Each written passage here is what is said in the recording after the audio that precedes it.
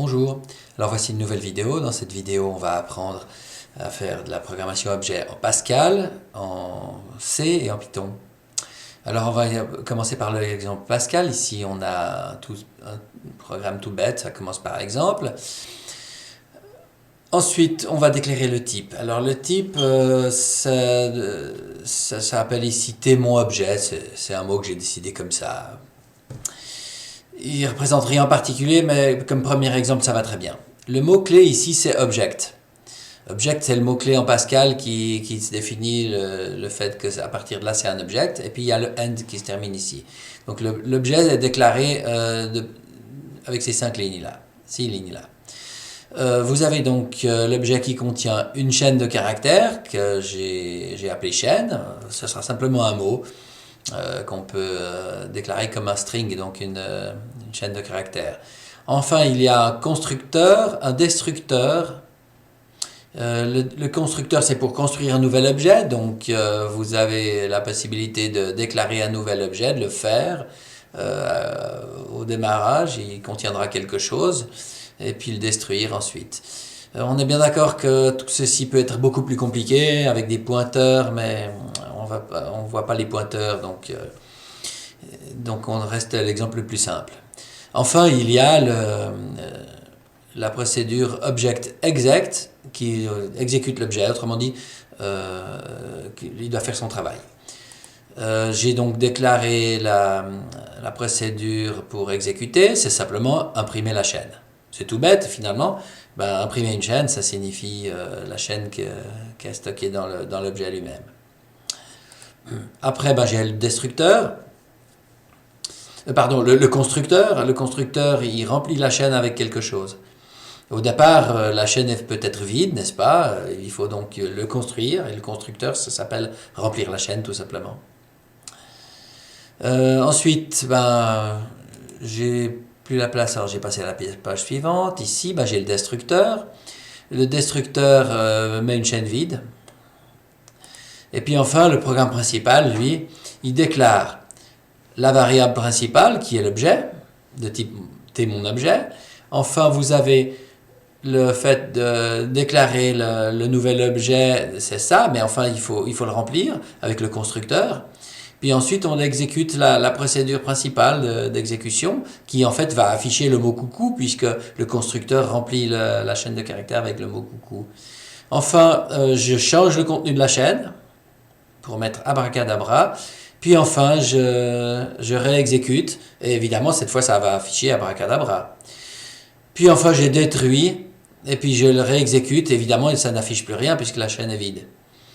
Donc le destructeur, normalement, ça vide la chaîne et puis on ne peut plus rien imprimer. Enfin, on peut toujours, mais ça n'imprime rien. En C, voici comme ça fonctionne. Alors, tout d'abord, le langage C n'est pas orienté objet. J'aurais dû écrire C++ ici, c'est une petite erreur. J'utilise les librairies qui sont fournies avec le C++, qui sont des librairies objets également, pour utiliser par exemple les fonctions standards d'impression. D'accord, ici, là. Alors la boîte, ici j'ai déclaré une petite boîte, une boîte qui serait longueur, largeur, hauteur, nombre réel. Et puis cette petite boîte, je peux lui calculer son volume, alors avec la fonction volume. Donc la boîte, la classe boîte, classe c'est le mot-clé, commence ici et se termine là. Il y a tout ce qui est public, il n'y a rien qui est privé, donc je commence directement par le mot public et j'ai les valeurs ici. Ensuite, j'ai le programme principal qui est comme tous les programmes principaux comme ça, avec une accolade là. Et puis je déclare ma boîte qui s'appelle B. Je définis B longueur, B largeur et B hauteur. Donc ici, je n'ai pas fait des constructeurs, j'ai simplement moi-même rempli les valeurs de B longueur, largeur et hauteur. Puis ensuite, je calcule B.volume qui calcule le volume. Alors là, j'ai utilisé également la fonction cout pour afficher à l'écran. C'est le print en fait du C++. Et puis pour sauter à la ligne, je mets une fin de ligne ici. J'appelle la méthode qui s'appelle d'impression, qui est B volume en fait. Hein. J'appelle B volume, puis je fais l'impression. Puis après, le programme se termine sans erreur avec un retourne. En Python, alors, bon, il y a toujours cette en tête, cette façon de faire en Python pour que ça s'exécute, puis c'est un programme interprété. Alors, la classe s'appelle boîte, c'est un petit peu la même chose qu'en C. J'ai fait un constructeur qui s'appelle init. Tous les constructeurs doivent s'appeler init. Et puis, c'est la même boîte. Alors, je mets self longueur, self largeur et self hauteur. Donc, self, c'est l'objet lui-même. Et puis, je demande à l'utilisateur d'entrer la longueur, la largeur et la hauteur de la boîte. Donc, il y aura un input au clavier. Il faudra taper une donnée au clavier.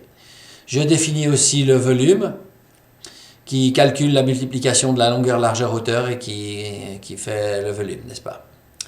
Enfin, le programme principal, c'est rien d'autre que d'appeler le constructeur init qui se fera automatiquement dès que je crée une boîte. D'accord?